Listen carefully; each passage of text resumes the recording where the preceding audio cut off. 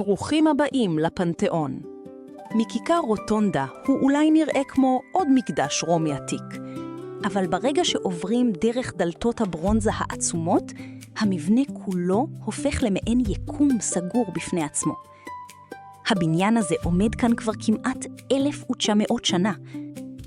מעליכם מתרוממת כיפה שקוטרה יותר מ-43 מטרים, והיא עדיין כיפת הבטון הבלתי מזוין הגדולה ביותר שנבנתה אי פעם, בלי שלד פלדה ובלי חיזוק מודרני.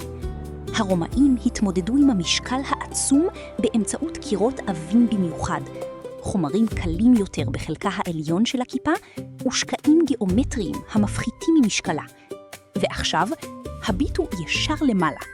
הפתח העגול שמעליכם נקרא אוקולוס, העין של הפנתיאון.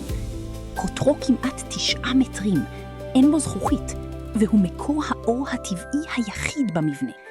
וכשיורד גשם, הגשם באמת נכנס פנימה. אבל הרומאים חשבו גם על זה. מתחת לרצפה מסתתרים 22 פתחי ניקוז, המרחיקים את המים. כמעט 2,000 שנה חלפו, והמערכת עדיין עושה את עבודתה. כדאי להגיע סמוך לשעות הצהריים. קרן השמש החודרת דרך האוקולוס נעה על פני הכיפה והקירות כמו זרקור שמימי ענק.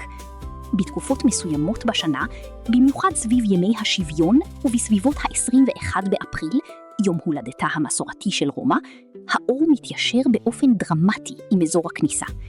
חוקרים אחדים סבורים שהמבנה כולו תוכנן כסמל עצום של השמש, הזמן והעוצמתו של הקיסר.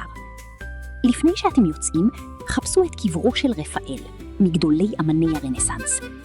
הפנתיאון הפך לכנסייה נוצרית במאה השביעית, והשינוי הזה סייע לשמר אותו, בזמן שמבנים רומאים עתיקים רבים אחרים נהרסו או נעלמו. וכשתצאו בחזרה אל כיכר רוטונדה, לכו כמה צעדים אל טאזה דה אורו. הזמינו אספרסו קצר, או את גרניטת הקפה המפורסמת, והצטרפו לאחד הוויכוחים הרציניים ביותר ברומא.